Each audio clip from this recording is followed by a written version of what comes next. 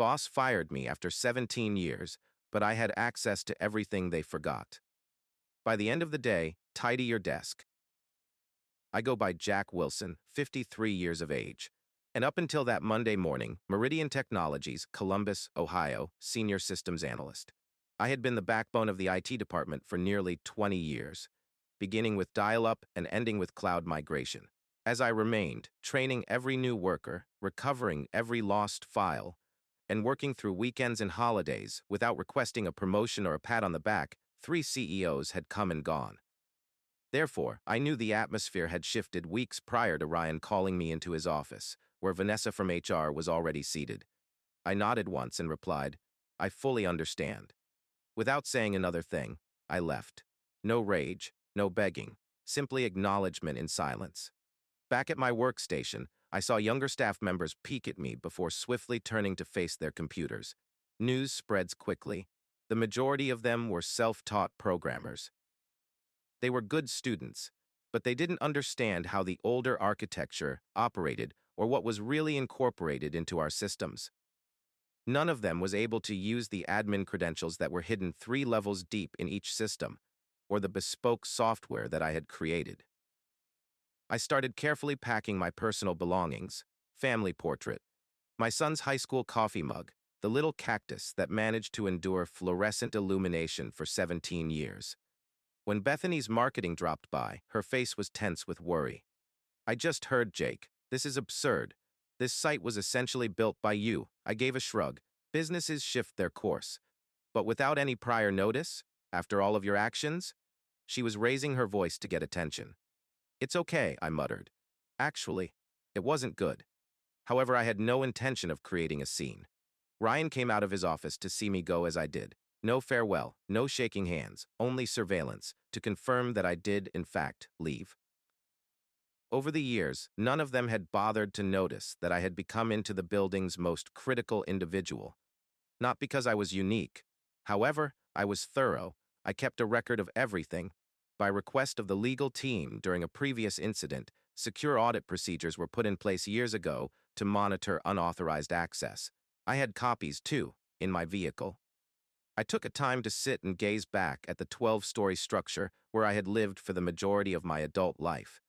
I had just turned in a security credential that had been renewed 16 times.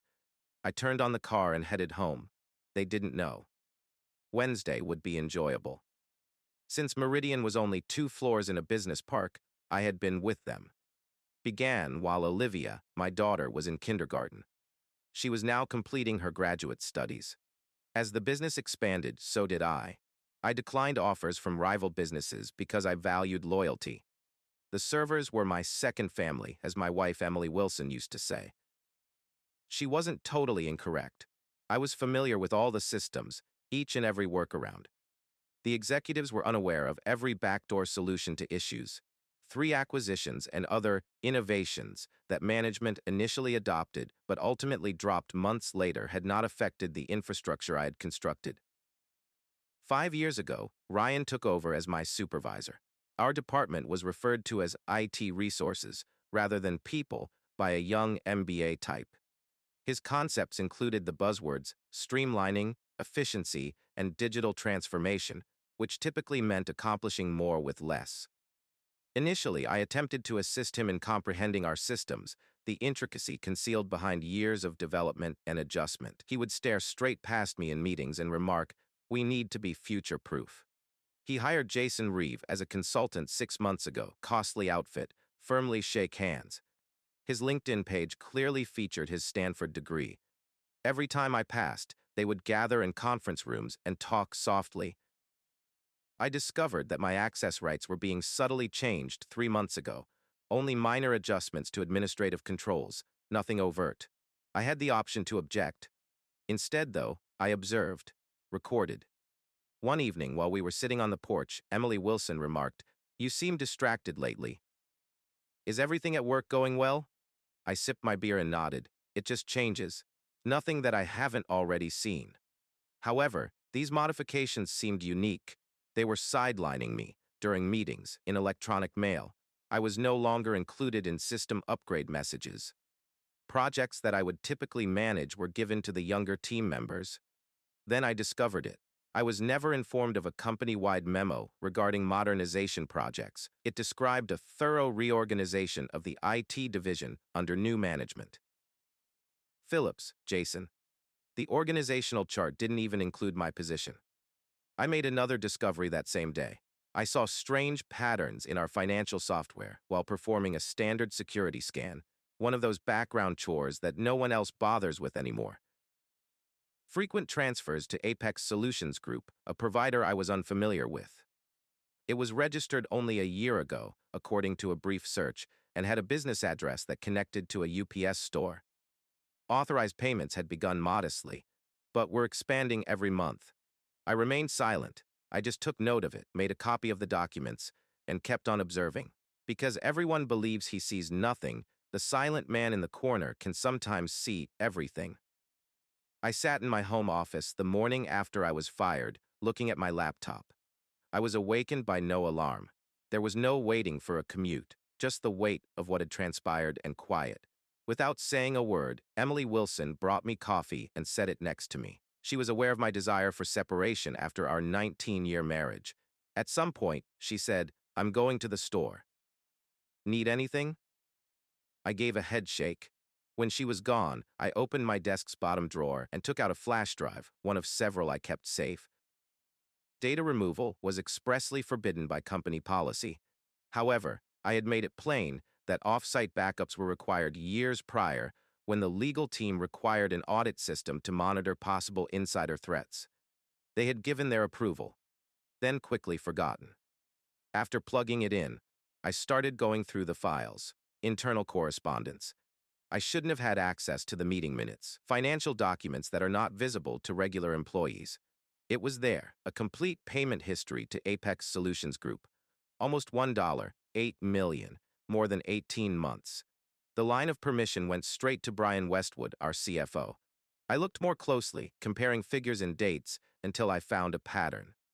A number of software license renewals for systems we used throughout the entire organization coincided exactly with the payments. However, the figures were exaggerated, sometimes by 15%, and other times by 20%.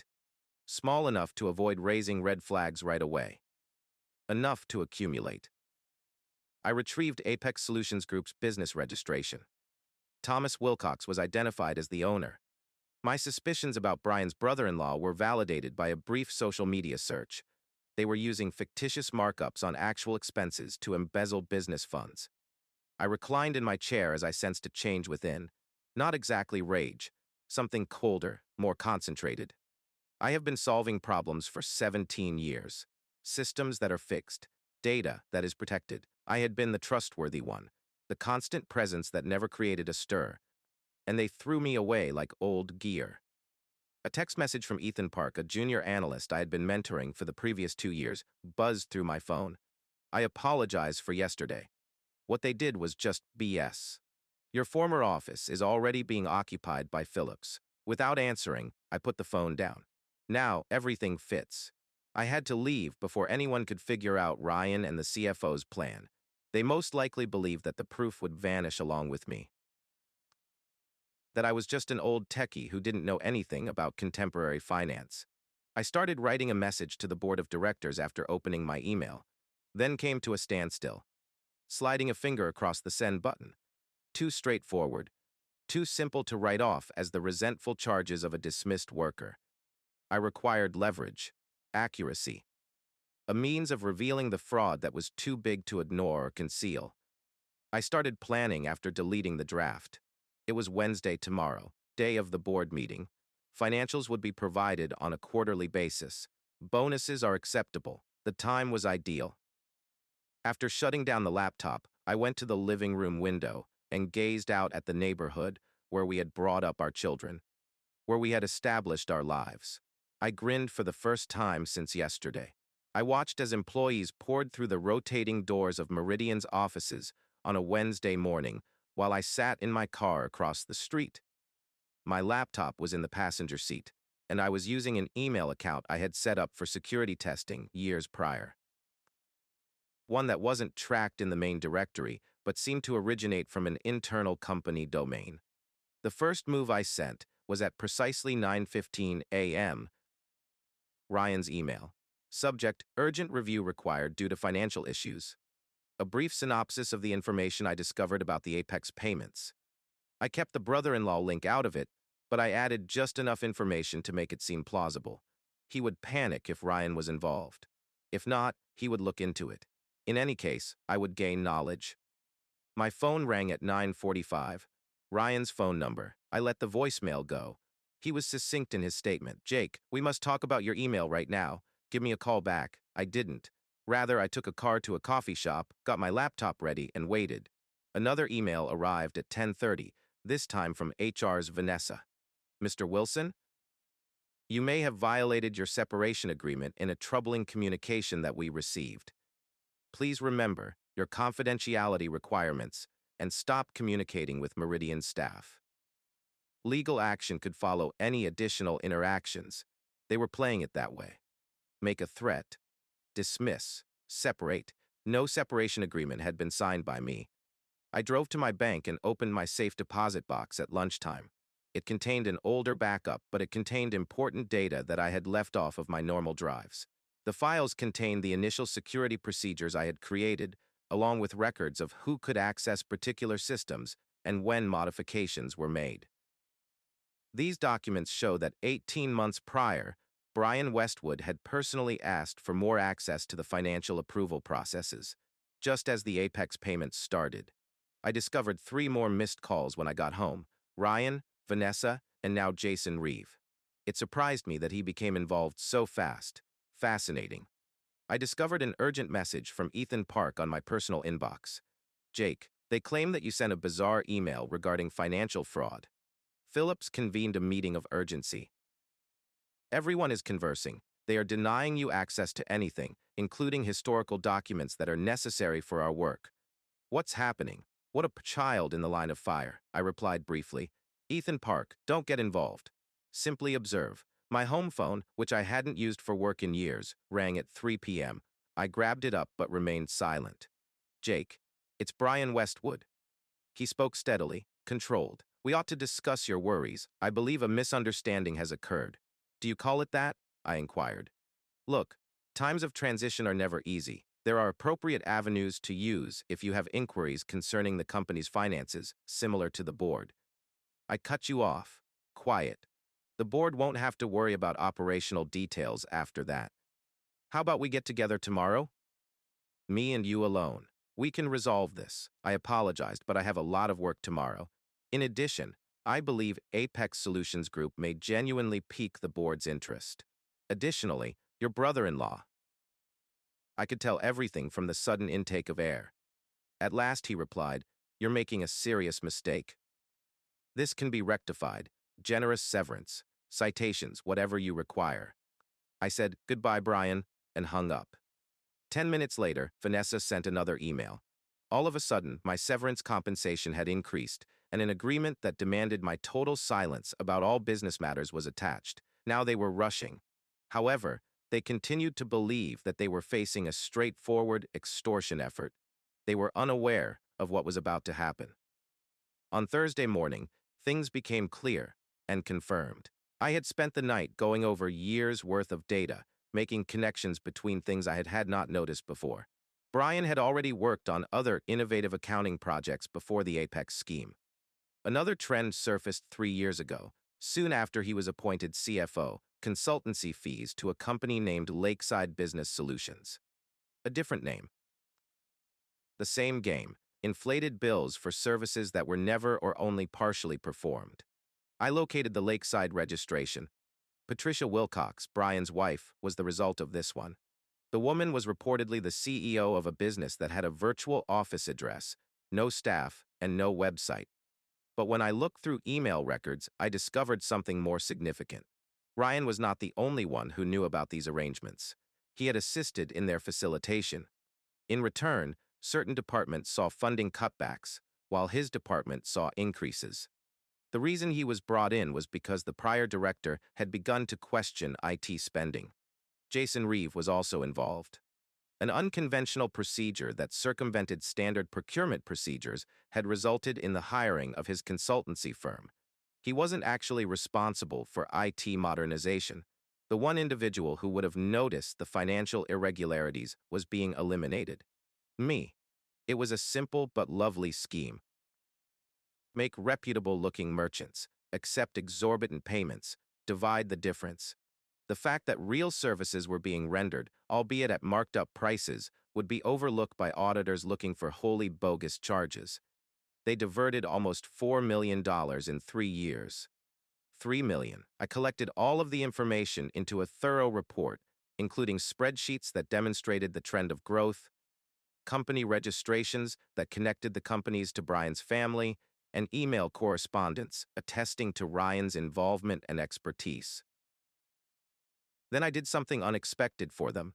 I got in touch with Robert Chen, a board member I had collaborated with on a security project years prior. Even though he was now semi-retired, he continued to go to quarterly meetings. He answered on the second ring and stated, "Jack Wilson." "A long time. I heard that you departed Meridian." "Not on purpose," I answered.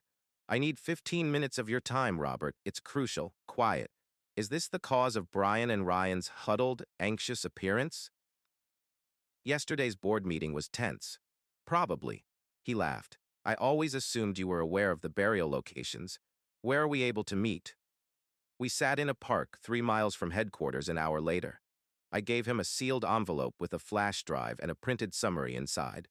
I said, "That's everything. Connections, dates, and amounts. I'm not trying to find a new job. I'm not trying to find money. All I want is for the appropriate folks to be aware." Robert looked at me. "Why visit me?" "Because audit reports are something you actually read. I have observed you throughout meetings. You pose inquiries." Slowly he nodded. "Tomorrow is an emergency board meeting, review by the finance committee." He pocketed the packet and replied, "Convenient timing, Jake. There will be severe repercussions if this turns out to be true. I'm hoping for it." Emily Wilson texted me as I was making my way back to my car, and my phone buzzed. "Jason Reeve stopped by the house in search of you. Said that it was urgent." "Tell him you're out," I said. They were becoming desperate. Excellent. 2 rival companies made me employment offers that afternoon, both for roles far higher than my prior one. Both are providing hefty signing bonuses. Word had spread about my unexpected availability. For now, I choose to disregard them. This had nothing to do with looking for another employment. It was about completing the task they had begun. That evening, I made one final attempt to access the company's email server using credentials that ought to have been revoked but weren't. Sloppy IT transition, Jason. At 8 a.m., I planned to give a message to each board member. The following morning. Subject line: "Read this before approving Q2 bonuses." I've attached my complete report. It was a bright and clear Friday morning. I watched the neighborhood awaken while sipping coffee on my porch. No alarm clock, no need to commute, simply waiting. My planned email sent its payload to the board members at exactly 8 a.m. My phone started ringing at 8:17, and I didn't recognize the numbers. Probably members of the board. Assistants are rushing to get to me. All of them went to voicemail. The Emergency Finance Committee would meet at 9 a.m. There would be Robert Chen carrying my paperwork, seeing responses as my email was found and spoken about. Ethan Park texted at 9:32. There are police present. In conference rooms, Wilcox and Ryan are being questioned. Phillips appears sickly. "What did you do?" I didn't answer. The wheels were whirling, just how I had expected. Meridian's general counsel called at 10 in the morning. I responded to this one, in contrast to the others. "Mister, this is Patricia Graves from Legal Wilson. We need you to come in right now so we can talk about the information you gave the board." I answered, "I'm available by phone."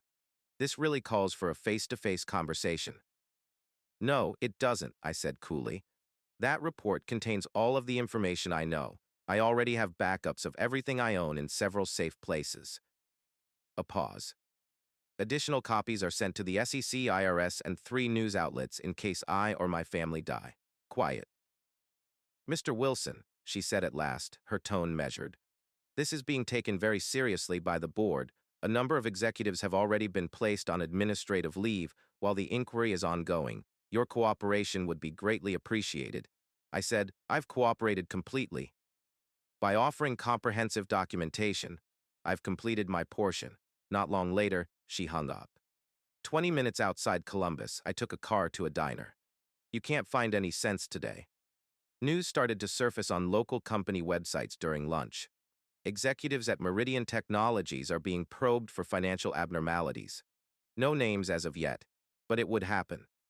Robert Chen called at 2 p.m. without introducing himself. He declared, "It's a bloodbath." When we presented Brian with your evidence, he confessed, attempting to reach an agreement while accusing Ryan of coercing him. Ryan is disputing all of this. Phillips, too? He asserts that he had no expertise in financial affairs and was merely a consultant. The board isn't buying it, he said after pausing. All three have been halted while we conduct additional research. On Monday, our forensic accountants will arrive with the money. According to preliminary calculations, at least $4.5 million was diverted during a 3-year period, perhaps more. I gave myself a nod. I had been near. Robert went on, the board wants to speak with you, about returning, not only to your previous job. A new position of Chief Security Officer is being created. You would answer to the board directly. I had foreseen this possibility. Nevertheless, I was taken by surprise. I'll give it some thought, I replied. I told Emily Wilson everything that night. She did not interrupt as she listened. What do you want to do? Was then asked. Excellent query. The portion about retaliation was finished. The individuals who had ejected me were also being ejected, very likely on criminal charges. Justice was done. Chilly. Accurate. But after 17 years of service, I had to walk back into Meridian, the place that had abandoned me. Could I do that? Did I wish to? I eventually said, I need time to decide. Later that evening, I made one final attempt to access my laptop and uploaded a single message to my LinkedIn profile, which had been inactive. Don't destroy relationships. Simply allow them to crumble under the weight of their own avarice. Former coworkers started contacting them within minutes. The word was getting out. 3 executives had been brought down by the quiet systems guy without ever raising his voice. Everyone would be aware of who they had underestimated by Monday a.m. Wearing a suit I hadn't used in years, I entered Meridian's headquarters. After giving me a quick double take, the security guard printed a visitor's badge for me. With renewed respect, he said, "Welcome back, Mr. Wilson." There was silence during the elevator ride to the executive floor. I had never before had a motive to go to this level. I was now supposed to be in the boardroom. A polished table was surrounded by 10 board members. As I walked in, Robert Chen gave me a small nod. The former COO, now acting CEO, was uneasy. "Mr. Wilson," she said, "I appreciate you coming. You have exposed a condition that is unheard of." I said nothing. She went on to say, "The full scope of the fraud seems worse than initially reported. The forensic team has found almost $5 to $2 million were misappropriated. Criminal charges are being prepared." I waited nonetheless. Robert cleared his throat. "Chief Information Security Officer is a new executive job that the board has unanimously decided to create, Jake. Complete executive rights. Structure that reports straight to the board. We want to offer you the position." My packet was placed on the table. "Inside you'll find my conditions," I replied. "Non-negotiable." The CEO's eyebrows went up as she opened it and rapidly scanned it. Every department has full audit authority, separate budget, veto authority over financial technology choices. I gave one nod. Her words, "This is unusual." I responded, "So was embezzling $5.2 million, which occurred because no one was looking. Someone will be now." There was silence in the room. I stood up and said, "You have until noon. I have other offers." Robert questioned me as I turned to go. "Jake, did you have this planned all along?" I stopped at the entrance. After 19 years, I had no intention of getting fired. After that, I just carried out my usual duties of locating system weaknesses and putting in place suitable security measures. They had agreed to all terms and called at 11:47. With a view of the Columbus skyline, a daily reminder of how much had changed, I sat in my new corner office 6 months later, going over security procedures for the next quarter. Brian Westwood was given a reduced sentence in exchange for his cooperation after entering guilty pleas to many fraud offenses. Ryan was contesting the accusations, claiming that despite the evidence, he was not aware of the plot. Jason Reeve was being extradited, but he had escaped to Brazil. The majority of the money had been recovered, enough to spare the business significant financial harm. Even though I had elevated Ethan Park to oversee daily operations, my previous team now reported to me. The young person had potential. He only needed someone to recognize it. I turned to see Emily Wilson standing there grinning as someone knocked on my door. "Are you ready for lunch?" she inquired. I grabbed my jacket and nodded. Conversations paused for a moment as we passed through the IT department. Not out of fear, but out of respect. They were aware that I could have ruined the business rather than saved it, and they knew what had transpired. Emily Wilson squeezed my hand on the lift. "Happy?" I thought about the query. I was no longer as angry as I had been in the initial days following my termination. Instead, I was not particularly happy. Completion, more like satisfaction. "I'm good," I said. We strolled to a nearby restaurant while the October sun warmed our faces. Robert Chen's message buzzed on my phone. "Your security budget increase was authorized by the board." Unanimous vote. I grinned a little. Just trust. No questions. No arguments. Emily Wilson saw my face. "What is it?" I put the phone back in my pocket and said nothing, just thinking about bridges. Some crumble under their own weight, while others, after being fixed, grow stronger than before. Constructed it correctly. This time, I didn't lash out in the end. I didn't speak louder. I simply let the truth speak for itself. The most effective retaliation is sometimes silent, choosing peace over chaos, progress over hatred. Remember that your strength lies in your ability to rise above betrayal, not in your ability to react. Get better. Establish limits. Invest in the version of yourself that they can never destroy. Have you ever been in a situation when quiet was more powerful than retaliation? Leave a comment with your tale. Together, let's listen, communicate, and perhaps even heal.